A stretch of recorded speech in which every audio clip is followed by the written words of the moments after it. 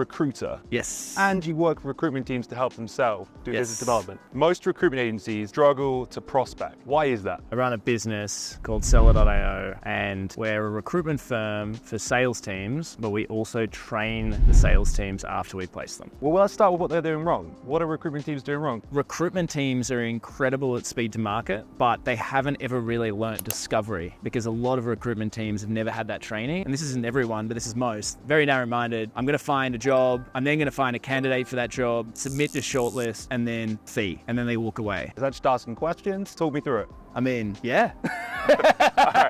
Talk me through what questions a recruiter is asking versus what they should be asking. If you really look at discovery, yes, theoretically, yes, it is asking questions. Yeah. But that doesn't mean that it's good discovery. Yeah. Discovery matched, like paired with the questions, is a ton of research. Like a ton of like emotion training, sitting in front of a customer and actually understanding them from like a psychological perspective. And then when it comes to recruitment, it's like, oh, you need an account executive. Cool. Tell me more about this job requirement. What and would then you ask instead of that? Well, you need to get to know the buyer. All right, how'd you do that? Well, firstly, you cold call them. You understand exactly their personality. You understand, like you do solid research on their background, their company, the hiring trends. If you can provide a company with knowledge of their competitors that they don't know about, you've just bought yourself 5 minutes of a cold call. So like, what would that look like? They've hired more people, or they've slowed down hiring, or? No, it's more about like what tech they're using, like what their pricing structures are. And I'm not saying go and release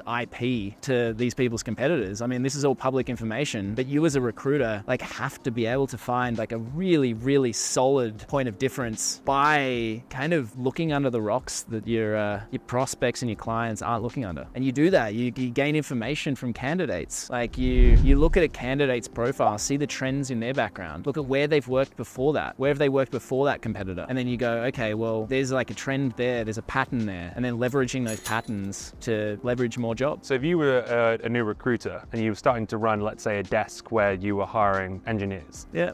what would be your step to go out there and prospect and BD? I think the biggest issue with engineering recruitment is everyone just tries to get on every software engineering job rec there is. But it's about really, really like niching down specifically in that area, where even further into a sub-niche, it's just like you're looking at React in a specific area of the market, but it's then about figuring out exactly what it is that a lot of the trends in market are seeing from this specific sub-niche. And then over 6 months, like you've gained this like strong amount of specialty, strong amount of market knowledge that you know your competitors aren't. They don't have that knowledge base. And then you're using that knowledge in the business development to show your 100%. What kind of things would you showcase to prove that out? Trends, patterns, your success rate in that area, but not the way that people think. A lot of people go like, they go, okay, well, like I've placed this amount of candidates at this amount of companies and stuff like that. You talk about things that the client actually cares about. One of the biggest issues that the clients or like companies have when they're engaging an outsourced recruiter is they're like, well, they're going to stay for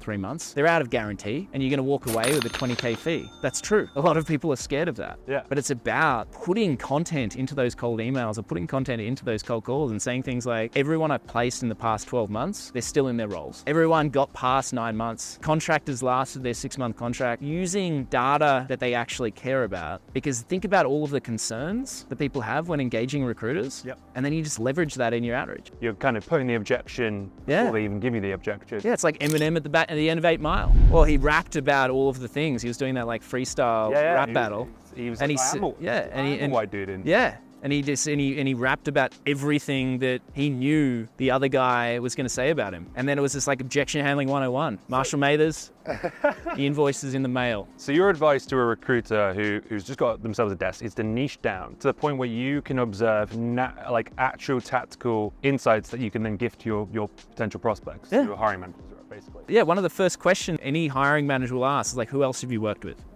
What's your success rate? And if you can rattle off 10 companies that are exactly like them within their industry, they're going to be like, all right, well, do you know what? You're probably going to find me candidates quick. Yep. And I'm happy to do an exclusive deal on this because you actually know what you're talking about. But they still get the objection for someone who has never heard of them to say like, yo, we've got preferred recruitment lists. We've got preferred agencies. We don't work with recruiters. We've got a talent acquisition team. How are you handling that?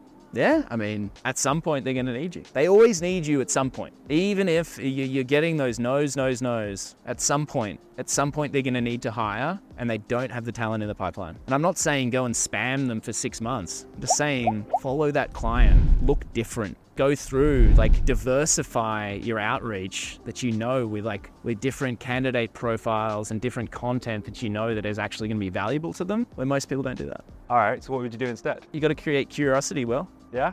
Yeah. So tell me how you do that. Well, it would be something where if I know the client and I know that they've just hired a new engineering manager and they're probably looking to build out their team, and I know that they specialize, like their coding languages is Python, like there'd be a situation where if I had a candidate from their competitor, I would flat out say in a 3-sentence cold email, notice you just started at company A. What are your thoughts on hiring a team? And what if I could provide you a candidate from company B with 5 years experience in direct Python? Would that be interesting to you? That's literally all. It's as simple as that. People overcomplicate it and do these like massive write-ups, and it's like 200-300 word emails, and they just get straight in the trash. Because if you attach, even if it's a blank CV, if you attach, like you're taking the mystery out of it. All you're trying to do is get a response. And I think that's where a lot of recruiters go wrong, is you're trying to close the deal. Trying to get the recruitment partnership signed right there and then. My college rugby coach once told me, you're trying to score on every play, Hamish. And as soon as he told me that, it was a situation where, no, I have to go through phases. Yeah. And it's one of those things where you have to segment all of your steps in recruitment like you would in SaaS, and then have a direct goal early on and be like, okay, well, the goal here is to get a response. The goal after that is to get a meeting. The goal after that is to get a job on. Because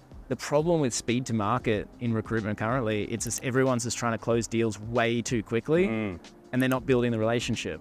They're just going straight for the meeting because like the client has a job rec on at that point. But the problem is, so you mentioned you're reaching out to hiring managers. Yep. Do you ever prospect the HR talent teams? Yeah, sure. They tend to operate the P&L that I'm looking for. Would your messaging to them change at all? Not necessarily. I think the key there is like if you, especially in like tech, sales is a little bit easy to understand, especially if it's tech, like you simplify it a bit. Yeah. Because they don't have computer science degrees most of the time. If you look on LinkedIn and be like, okay, is this head of HR actually a computer science major? Yeah, cool. All right, well, let's throw some tech in there. Yeah. But at the same time, if you're really simplifying your messaging, like I'm asking you to do, then yeah, it's a very similar messaging. It's like you want them to ask you a question back. If you're giving too much information too quickly, then there's no curiosity and they don't have any questions for you. It's like, spill your candy at the front door. Last question for you. Where might you start looking for leads? Especially if you're new to a space, you don't already have that pre-built network of people that you've been following up with and building that, credibility with from a lot of people go to job board and they look through all the job ads. Is that what you'd recommend, or would you say that's a waste of time? No, I don't think it's a waste of time, but that's where everyone looks. Yeah. If you're a true specialist in your market, then you've got that 100 client list. Like you've got 100 clients where you know that in your specific niche and sub-niche, and that's your list, that's your prospecting list. And you're going after that, you're multi-threading that list. You do that over 6 months, that's gonna be your source. Then you gain partnerships with these companies and they know you're the go-to recruiter for them. They've got 100 plus employees, the chance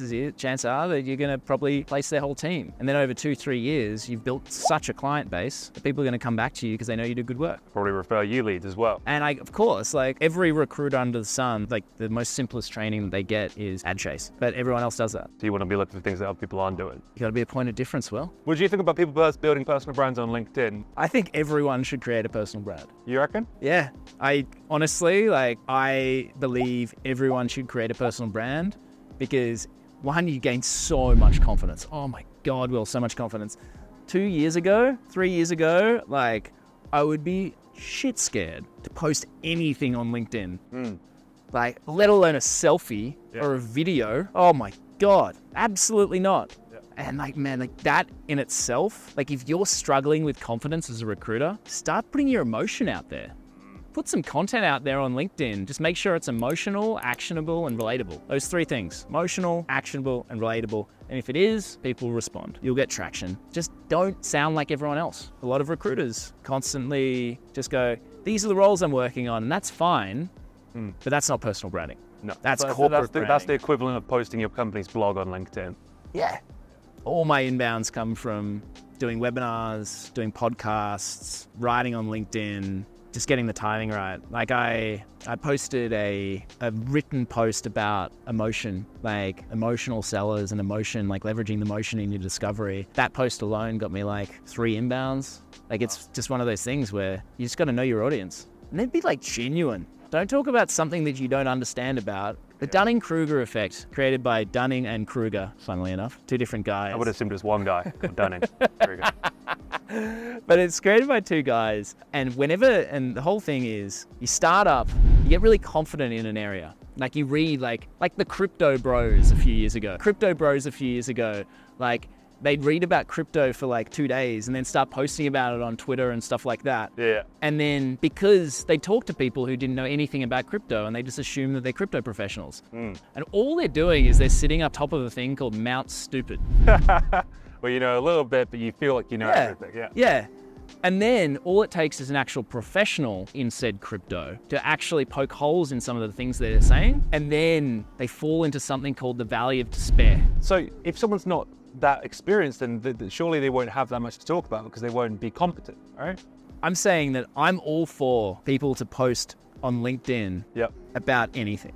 I'm just saying, when you're posting on LinkedIn, just know that if you're making really, really strong assumptions in your content and you don't have like a really strong level of industry knowledge or specialist knowledge in that area, then over time, there's a high chance that people are going to poke holes in it. Yeah. And you'll lose credibility. Yeah.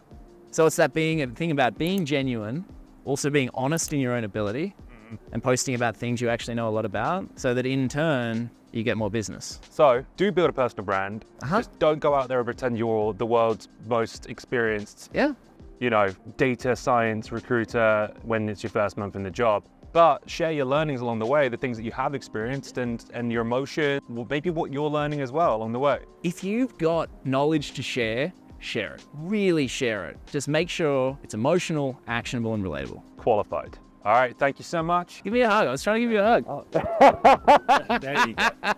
Quality share.